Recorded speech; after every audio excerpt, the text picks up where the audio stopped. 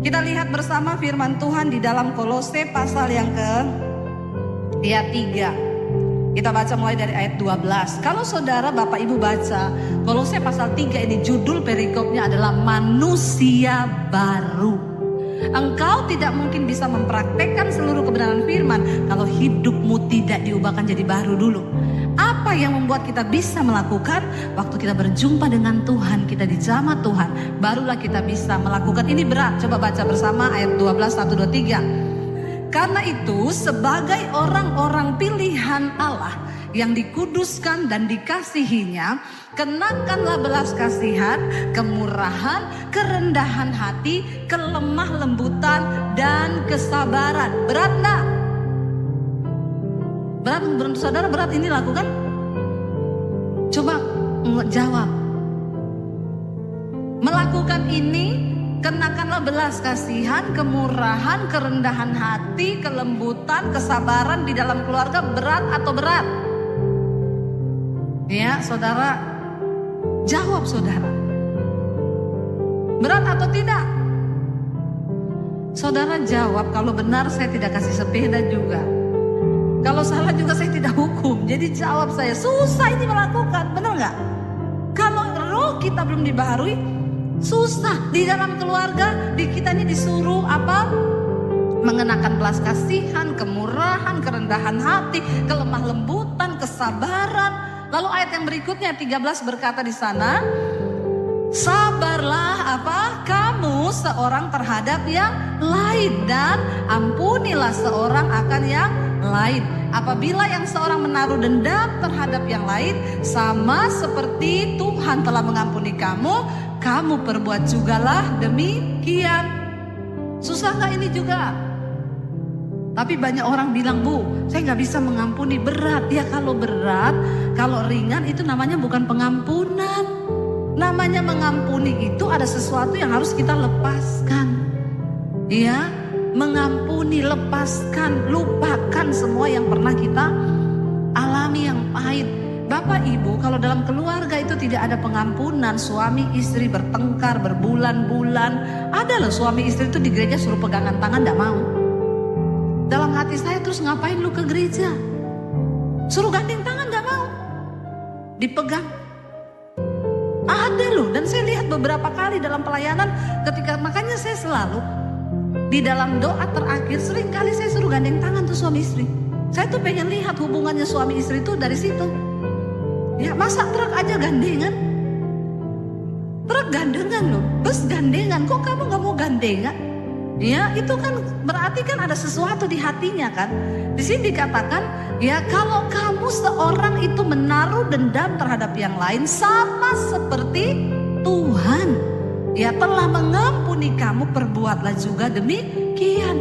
Kita gak boleh menahan pengampunan, karena kita pun menerima belas kasihan Tuhan, kita diampuni. Amin. Ya, lalu ayat yang berikutnya ayat 14 berkata, dan di atas semuanya itu kenakanlah kasih sebagai pengikat yang mempersatukan dan menyempurnakan. Sehebat apapun engkau ribut dalam rumah tangga, kasih harus tetap menjadi pengikat. Ingat itu. Kisah semara apapun, iya ya Tuhan ajar aku mengasihi. Ya supaya apa? Kasih itu menyempurnakan. Kasih itu menerima, mengampuni banyak sekali dosa. Kasih itu sabar, murah hati, lemah lembut, tidak sombong. Tapi ya memang sulit saudara, karakter-karakter ini ya pasti dimiliki banyak orang ya yang sebaliknya. Ya karena semua manusia itu memang berbeda. Kita memang diciptakan dari tanah, tapi jenis tanahnya beda-beda. Orang kalau suka menjatuhkan orang lain, dia dicipta dari tanah longsor. Kalau orang tuh sombong banget, berarti dia dicipta dari tanah tinggi. Ya, orang yang suka shopping terus, dia dicipta dari tanah abang. Ya, kalau suka memberi, dulu pasti diciptanya dari tanah wakaf. Ya, tanah hasil sumbangan itu yang disumbangkan buat panti asuhan dan lain sebagainya. Orang suka kepoin hidup orang, dia dicipta dari tanah liat. Sukanya lihat-lihat hidup orang, terus kepo, ya. Yang suka bikin rusuh hidup orang lain pasti dicipta dari tanah sengketa. Jangan saudara, mari kita ini minta sama Tuhan supaya tanah-tanah kita itu dikuduskan. Jadi kita punya ini semua karakter ini. Ayat 15 berkata apa? Kita baca bersama. Ayat 15. Hendaklah apa? Damai sejahtera Kristus itu memerintah dalam hatimu, karena untuk itulah kamu telah dipanggil menjadi satu tubuh, dan bersyukurlah. Kita dalam satu keluarga, Alkitab berkata itu adalah satu tubuh. Saya mau tanya Bapak Ibu, kalau kelingkingmu sakit, keinjak nih, keplindes nih, kelingkingnya retak, satu tubuh gak rasakan sakitnya? Atau kelingking keinjak, mata melihat, otak berpikir kasihan deh lu keinjak. Ada yang begitu? Alkitab menggambarkan keluarga itu sebagai satu tubuh. Ya, istri kalau suamimu sakit, maka kita juga sakit. Iya enggak ibu-ibu? Kalau suami sakit kita rasa sakit juga enggak? Enggak ya? Ibu-ibu ini kebangetan ya. Istri macam apa kau? Loh, kita ini kan harusnya menjadi penolong kan? Suami sakit kita rasa sakit kan? Ada ibu-ibu di sini? Ya, atau ibu-ibu yang sudah tidak punya suami mungkin ya. Jadi dia sudah tidak merasakan bagaimana suami sakit. Kalau saya nih, saya ya, suami saya baru gini-gini aja. Kenapa saya pusing, tak keroin sini, tak pijetin. Ya, karena kita merasa satu tubuh. Tapi memang biasanya bapak-bapak biar istrinya sakit dia enggak merasa. Ya enggak bapak-bapak? Ya, kita nih ngerti bahasa tubuh. Wanita itu lebih mengerti. Suami baru gini, kenapa saya lapar? Kenapa saya sakit kepala? Ya kita perempuan biar sudah gini. Dia nggak mau tahu, bahkan pura-pura tidak tahu. Ya, kita bilang aduh sakit pegel ya, besok pergi ke tukang pijet ya. Itu memang sudah dari sananya Tuhan ciptakan, tidak apa-apa. Wanita itu ya penolong. Jadi kita tuh lebih kuat daripada yang ditolong. Kita ini satu tubuh. Saya aja nih kemarin ya, tangan saya nih melepuh kena minyak. Ya nih jadi berbekas, menandakan saya wanita sejati. Saya goreng kerupuk, kecipratan minyak ya. Karena saya kaget malah tumpah sekalian wajahnya. Ya, terus ketika kena itu melepuh ya sakit. Apakah cuma tangan saya yang sakit dan saya menonton? Kasihan kau kesiram minyak. Waktu itu tersiram, otak ini langsung memerintah, tanganmu kesiram sakit abis ini. Bener, sakit semua meriang, aduh cekot. Ya itu namanya satu tubuh. Istri ketika suamimu sakit, dia lagi bergumul dalam pekerjaan, tidak punya dana atau apa, engkau juga harusnya bergumul. Engkau duduk di kaki Tuhan, engkau berdoa buat suamimu. Amin ibu-ibu. Itu namanya memiliki kasih mesra dalam keluarga. Jangan suamimu udah gak punya uang, kau gonggong dia. Makanya kerja tuh yang benar, mana uangmu? Ini ibu-ibu ini ya, tapi bukan ibu-ibu di sini. Semua ibu-ibu di sini luar biasa. Dukung suamimu, dia gak punya uang, doakan Tuhan sertai suamiku dalam pekerjaannya, bisnisnya semua oke, semuanya disertai Tuhan, jagai dia begini-begini. Ya demikian suami. Kalau istrimu capek, jangan engkau pasrahkan semua anakmu, kau yang urus ya, saya ini sudah cari duit. Jadi kalau ada apa-apa, nilai anaknya di sekolah buruk, ya ini loh tadi anakmu terima raport buruk. Tuh di mana kamu? Kamu kan harusnya yang mendidik anak. Ya, saya ini kerjaannya cari duit. Bapak-bapak kalau ada engkau yang berkata begitu, itu bertobat. Ya, karena tanggung jawab bagi anak itu bukan hanya kepada istri. Ya, tapi suami istri sama-sama kita harus ya. Saya bilang sama anak-anak saya, kamu gak usah tinggi-tinggi nilaimu di sekolah. Mami gak tuntut kamu jadi orang yang pintar di akademi. Tapi kamu itu pintar di dalam kehidupan. Karena ada nilai-nilai firman Tuhan di dalam hidupmu. Amin. Tapi orang tua sekarang anaknya dileskan matematika, bahasa Inggris, bahasa Perancis, bahasa Jerman, bahasa Amerika, bahasa ya Yunani, bahasa ini, bahasa Arab, semua dilesin. Tapi gak ada yang lesin firman Tuhan.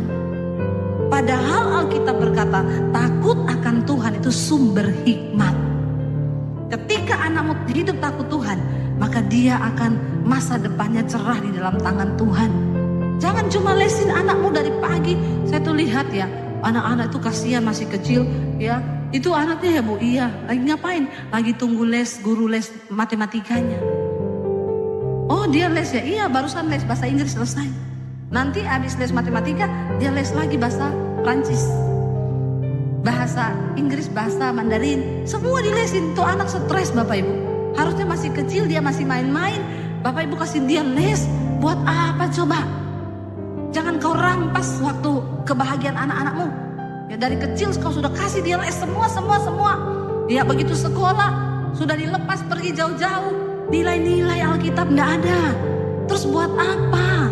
Ya itu tidak menjamin. Mari kita ajarkan dia nilai firman Tuhan. Ya supaya ke depan dia menemukan rencana Tuhan atas hidupnya. Ya saya ini loh dari kecil nggak pernah diles bahasa Inggris. Saya cuma ngerti bahasa Indonesia saja. Ya saya nggak diles apa-apa, tapi saya udah bolak-balik ke luar negeri biar nggak pintar bahasa Inggris. Kenapa? Karena perkenanan. Amin. Kalau anakmu mendapatkan perkenanan Tuhan, ya maka Tuhan akan melakukan banyak hal yang tidak pernah kita mengerti. Ajarkan kepada anakmu takut akan Tuhan. Ya jangan cuma terus dipaksa dicekokin ilmu-ilmu. Ya bagus dia pintar, tapi kalau dalam kehidupan gak punya nilai-nilai, kasihan Bapak Ibu ya. Maka dia akan lahir sebagai anak, dia besar tanpa belas kasihan. Ya makanya banyak anak-anak yang stres diles-lesin itu, kacamatanya udah tebelnya segini. Ya kalau lihat orang, saya tahu nih pasti ilmu matematika di kepalanya semua ini. Ya kasihan, jangan kau bikin anakmu stres. Makanya sekarang banyak orang stres. Yang lagi viral kemarin, ada tetangga tabrakan di jalanan berantem, nggak selesai urusan di rumah. Yang satu naik motor, satu naik mobil. Yang naik mobil dia pelindes tetangganya itu lagi naik motor. Ini kan lagi viral ya, CCTV-nya keluar. Itu tetanggaan, gara-gara ribut terus berdua tetanggaan. Bayangkan loh diselesaikan di jalan, tetangganya dipelindes pakai motor, rusuknya patah 7, nusuk ke paru-paru, mati di tempat. Gara-gara apa? Ya ini nilai-nilai kasih sudah tidak ada. Banyak orang stres hari-hari ini, makanya dikatakan hendaklah damai sejahtera Kristus memerintah di hatimu. Walaupun engkau marah kepada pasanganmu, katakan Tuhan, aku marah sama dia, tapi damai sejahteramu harus memerintah hatimu. Walau hatimu panas, hatimu jengkel, damaimu memerintah. Sehingga hatimu bilang cepat, udahlah gak usah lama-lama berantem, keluar aja berbaikan. Amin Bapak Ibu. Ya ini temanya berat loh, kasih mesra dalam rumah tangga. Hari gede masih ada kasih mesra, pret. Ya susah karena saya menghadapi sekarang konseling rumah tangga. Ya boro-boro. Ada ibu-ibu yang, Bu, anak saya dipukulin suaminya. Berkali-kali terjadi, Bu. Sampai akhirnya saya tuh rasanya sudah mau suruh mereka cerai. Jangan bercerai, Bu. Terus apa jalan keluarnya? Lapor polisi menantumu itu. Loh, enggak apa-apa, Bu, kita ini orang Kristen. Saya bilang pemerintah itu wakil Allah, Bu. Kalau dengan hukum Tuhan nggak bisa diselesaikan, pakai hukum negara. Itu sah kok. Ya nggak apa-apa, Bu, nggak apa-apa daripada isu anak mau dipukulin terus. Akhirnya dilaporin polisi. Ya lalu ditangkaplah dia di rumah orang tuanya. Datang patroli, dinaikin ke mobil polisi. Ya beraninya tampar perempuan. Saya bingung kalau ada laki-laki yang suka tampar istri di sini, kau bencong. Ya kau bukan laki-laki. Banci kau, bertobat. Ya masa laki-laki pukul perempuan. Lalu dilaporin ke polisi. Akhirnya diangkat pakai mobil patroli. Sampai di polisi, dia kencing di celana, begitu itu. Ya kencing di celana, nangis-nangis. Pak, ampun saya mau pulang. Ya polisinya bilang, kamu telepon mertuamu dan istrimu. Kalau dia cabut surat tuntutan, kami kasih kamu pulang. Semua tergantung istri dan mertuamu. Mamanya telepon saya, Bu, ini polisi bilang dia minta pulang, terserah kami gimana. Sudah cukup efek jerahnya. Ampuni, Bu, tapi bikin surat perjanjian di depan kantor polisi. Di depan polisi, kalau dia masih pukul anakmu lagi, Bu, penjarakan, gak usah ditarik-tarik itu surat. Biarin dia di sana, biar dia belajar. Akhirnya keluar. Saya ketemu beberapa waktu kemudian mereka, Ibu Debbie terima kasih ya suaminya, terima kasih Bu. Sekarang kami hidup rukun bersama, usaha kami diberkati Tuhan, semakin hari semakin manis. Puji Tuhan. Kau tampar lagi, kau masuk ke penjara kau. Ya. Dan puji Tuhan sejak saat itu gak berani lagi pukul. Ya, bagaimana mau kasih mesra kayak begitu kalau ada pukulan? Ketika mereka hidup rukun bersama, dipulihkan. Saya suruh dengar khotbah saya tiap hari. Berubah suaminya, bertobat, kapok bener di penjara. Ya, dan akhirnya sekarang diberkati Tuhan. Kalau ada masalah dalam usaha bisnis, Bu, tolong doain ya, ini mesin saya pabrik bermasalah. Ya, percaya Tuhan turut bekerja. Ya, sekarang luar biasa diberkati Tuhan, mereka menjadi berkat. Ya, bahkan ada satu ibu lagi, Bu, saya nih dikejar anak saya pakai parang. Kenapa? Dia minta duit, saya nggak kasih. Laporin polisi. Sudah berkali-kali dia buat gitu. Iya, Bu, aduh saya kalau dia sudah keluarin parang, aduh saya kencing di celana, kata ibunya. Sekarang ibu bikin dia kencing di celana. Telepon polisi, bener, polisi datang angkat. Anaknya itu preman, beraninya sama mamahnya angkat parang. Begitu diangkat, patroli kencing di sel. Nangis, Pak, saya mau pulang, Pak. Telepon mamahmu, kalau mamahmu cabut suratnya, kamu dikeluar. Alkitab bilang pemerintah itu wakil Allah. Ya, kalau orang sudah pakai kekerasan, akhirnya begitu dia dicabut, ya, kamu minta keringanan, mamanya bikin surat perjanjian di depan polisi. Akhirnya tidak pernah lagi sejak saat itu nggak berani kejar mamanya pakai parang.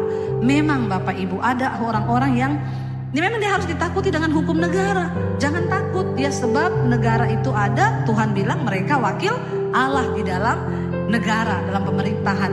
Dikatakan ayat yang berikutnya, ayat 15. Ayat 16, sekarang kita baca bersama ayat 16. Hendaklah perkataan Kristus diam dengan segala kekayaannya di antara kamu, sehingga kamu dengan segala hikmat mengajar dan menegur seorang akan yang lain, dan sambil menyanyikan mazmur dan puji-pujian dan nyanyian rohani, kamu mengucap syukur kepada Allah di dalam hatimu. Firman Tuhan berkata, mulut kita penuh dengan perkataan Kristus. Apa itu perkataan Kristus? Firman Tuhan. Kita saling menasehati tentunya pakai firman. Ya, dikatakan hendaklah kamu itu dengan segala hikmat mengajar dan menegur. Bapak-bapak, tegur anak-anakmu kalau salah. Kita sudah belajar beberapa minggu yang lalu bagaimana Imam Eli dikatakan dia menghujat Allah karena dia tidak menegur anak-anaknya ketika mereka berbuat dosa. Kita harus menasehati dan menegur. Dikatakan lalu setelah itu nyanyikan mazmur. Aduh, indah banget gak? Kalau dalam keluarga tuh ada puji-pujian, nyanyian rohani. Bangun pagi kita sudah memuji Tuhan, sama-sama mengucap syukur. Sorga tidak tahan untuk mencurahkan berkat dalam rumah tanggamu. Ketika itu ada dalam rumah tangga, dalam keluarga kita hidup saling mengasihi. Wow. Tapi ketika anak melihat kekerasan dalam keluarga orang tua, dia bertumbuh menjadi anak yang sakit jiwa. Dia terluka, dia kepahitan. Bayangkan dia ketemu suami yang juga sakit jiwa. Ya, maka rumah tangga itu pasti akan berantakan. Ayat yang ke-17 berkata, kita baca bersama ayat yang ke-17. Dan segala sesuatu yang kamu lakukan dengan perkataan ataupun perbuatan, lakukanlah semuanya itu dalam nama Tuhan Yesus.